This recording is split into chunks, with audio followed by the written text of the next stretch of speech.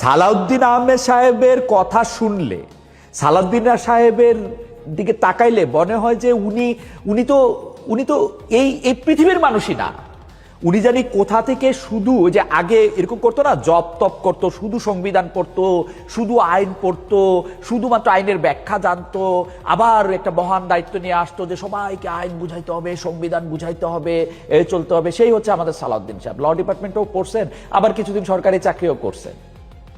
উনি আমাদেরকে সংবিধান পড়াইতেছেন গুনে গুনে গুনে গুনে, মানে মানে উনি উনার সংবিধান পড়ানোর ক্ষেত্রে উনি স্পিকারকে যে অ্যাড্রেস করেন, সংসদ সদস্যদের দিকে যেগুলি তাকান, এতে করে মনে হয় যে মানে মানে নিজেকে ক্ষুদ্রের চেয়েও ছোট মনে হয়। মনে হয় যে এই উনি জানি কোত্থেকে আসছে। তো উনার সর্বোচ্চ যুক্তিটা কি?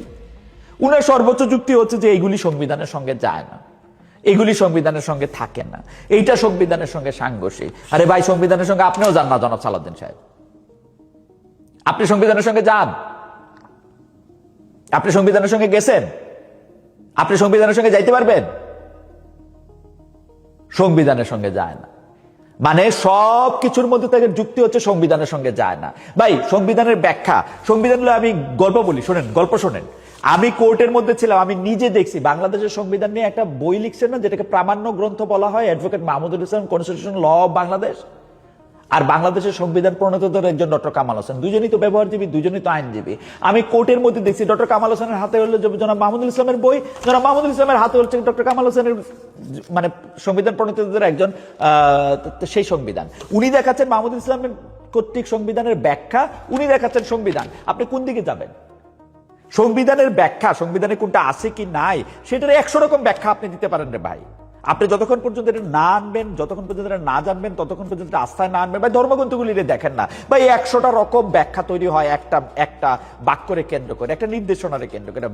ভাই, নির্দেশনা, ব্যাখ্যা, যুক্তি, এগুলি তো আপনারা দিতেই পারবেন। কে না পারে এগুলি যুক্তি দিতে? আর কাজটা করবেন কিনা, বিড়ালটা কালো কি সাদা সেটা তো আমাদের দেখার দরকার নাই। কাজটা করবেন কিনা সেটা বলেন। কাজটা করার ক্ষেত্রে আপনারা করবেন না যে এইটা আমি বলে দিতে পারি, এখন সাথে সাথে আরো বলতে পারি, এটা না করলে আপনাদের খুব বেশি লস হবে না, না করলে আপনাদের খুব বেশি লস হবে না। কারণ এগুলি আপনারা জানেন যে কোন সিস্টেমে আপনাদের লাভ হয়, কোন সিস্টেমে আপনাদের লস হয়। অনেকবার বলা হয়েছে শেখ হাসিনারে বহুবার বলা হয়েছে যে আপনি যেগুলি করতেছেন প্রত্যেকটা কাজ সংবিধানের বাইরে করতেছেন, প্রত্যেকটা কাজ আইনের বাইরে করতেছেন। আমি এজিউম করি যে এইটা এরকম বলা হইতেছে, এটা এরকম বলা হয়েছে। তো উনি কি বলছেন?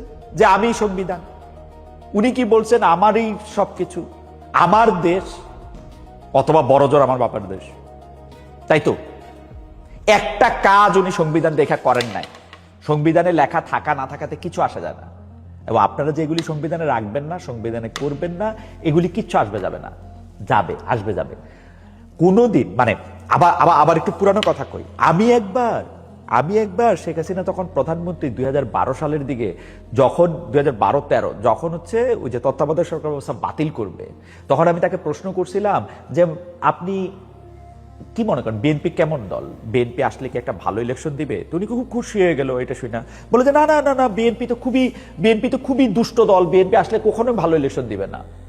আমি বললাম যে এই জন্যই তো তত্ত্বাবধায়ক সরকার ব্যবস্থাটা দরকার, কারণ আপনি তো চিরকাল ক্ষমতায় থাকবেন না মাননীয় প্রধানমন্ত্রী। এই যে আইনটা, এটা আপনি সংবিধানে আপনি যাই লিখতেন, এই যে সংবিধান কমিশন, সংবিধান সংস্কার, আপনি আমার সিমেন্টিক শিখাইতেছেন সালাউদ্দিন সাহেব। সিমেন্টিক অর্থগত মানে সংস্কার না সংশোধন, সংবিধান কি করা যায় কি করা যায় না, সংবিধানের বিধিকে বিধি রাখা যায় না, অনুচ্ছেদ বলতে হয়, অমুক বলতে গেলে আমার লাভ কি? আমি এখন মানবাধিকার কমিশনের কাছে গিয়ে চাইতে পারবো কিনা আমার একটা বিচার, আপনার সরকার যদি আমার পুলিশ যদি আমার সাথে আকাম করে, যদি আমার গুম করে নিয়ে যায়, ওইটা বলেন। আপনি আমার সিমেন্টিক শিখান কেন? আপনার কি মনে হয় না আপনার চেয়েও ভালো সিমেন্টিক জানের লোক আছে? এটা তর্ক লাগাইছেন, আপনিও লাগাইছেন, শফিকুর রহমানও লাগাইছে, তারেক রহমানও লাগাইছে, সংবিধান সংস্কার সংশোধন।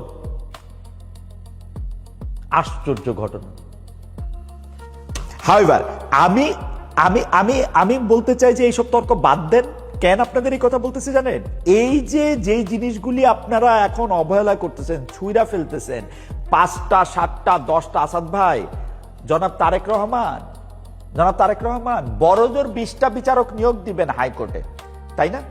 এই ধরেন এই নিয়োগ বিধিরে পাশ কাটায় নিয়োগ বিধি না কইরা বড়জোর 20টা নিয়োগ দিবেন, এপিলেট ডিভিশনে বড়জোর আর 5 জন তুলবেন। কেউ কেউ এটা বলতেছেন যে আগামী ইলেকশনে যখন তত্ত্বাবধায়ক সরকার ব্যবস্থা ফিরে আসবে তখন কে সর্বশেষ অবসরপ্রাপ্ত প্রধান বিচারপতি হবে সেটা আপনারা অঙ্ক কষতেছেন।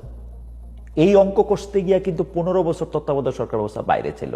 ব্যারিস্টার মওদুদ আহমেদ উনি মরে গেছেন, উনি কিন্তু এই অঙ্ক কইসে জাস্টিস কে এম হাসানকে সর্বশেষ অবসরপ্রাপ্ত প্রধান বিচারপতি বাড়ানোর জন্য সংবিধান সংশোধন করে বিচারকদের বয়স 2 বছর বাড়াইছিলেন। হইছে শেষ রক্ষা 111 আসছে, আপনাকে 15 বা 16 বছর দেশের বাইরে থাকতে হয়েছে, 17 বছর, রাইট? 17 বছর দেশে থাকতে হয়েছে। সুতরাং যেগুলি করার আপনি মাইনেন না, ইউনূস সরকার এমনি করছে, এই অধ্যাদেশ দিয়ে করছে, এই আদেশ দিয়ে করছে, এগুলি মাইনেন না, কিন্তু কাজগুলি করেন। এগুলিকে ফালাই দিয়ে না, এগুলিকে বাতিল করে দিয়ে না। আর আসাদ ভাই, আপনারে বলি, আপনি আইনমন্ত্রী হয়েছেন, আমি গর্বে মাটিতে পা রাখতে পারি না, আমার এত পরিচিত এত ঘনিষ্ঠ একজন আইনমন্ত্রী হয়েছেন। আপনারা আমি 33 বছর ধরে চিনি। যা কিছু করেন এমন কিছু করেন না যে ওই সময়টার কথা আপনি পরে ভুলে যেতে চাইবেন। আপনি যাতে ওই সময়টার কথা মনে রাখবেন। এই হাততালিগুলি মানুষ মনে রাখে না। আপনার চেয়ে অনেক বেশি হাততালি আনিসুল হক সাহেব পাইছিলেন, সিরিয়াসলি আপনার চেয়ে বেশি হাততালি আনিসুল হক সাহেব পাইছিলেন। কিন্তু ওই সময় আওয়ামী লীগের বেশি ছিল না, এমপি বেশি ছিল না। আনিসুল হক সাহেব দুর্দান্ত ভালো একজন আইনজীবীর থেকে একজন কিরকম জানি একটা লোকে পরিণত হয়েছিল। আসাদ ভাই প্লিজ ওইটা হয়েন না। আর সালাউদ্দিন সাহেব, আমি একটা কথা বলি, বাংলাদেশের মানুষের স্মার্টনেস আপনি তো দেখাবেনি। আপনি স্মার্ট, আপনি বুদ্ধিমান, আপনি কথা সুন্দর করে কন, সেগুলি আপনি বলেন, কিন্তু অন্য লোকের মানে ইন্টেলেক্টে আন্ডারস্টিমেট করেন না। এটা ঠিক কাজ হয় না, বুঝছেন? হাউএভার, আপনাদের নিয়ে মানে শুধু আপনাদের নিয়ে কথা বলা তো মানে বলাই যায়, তো আরো কিছু জিনিস নিয়ে একটু কথা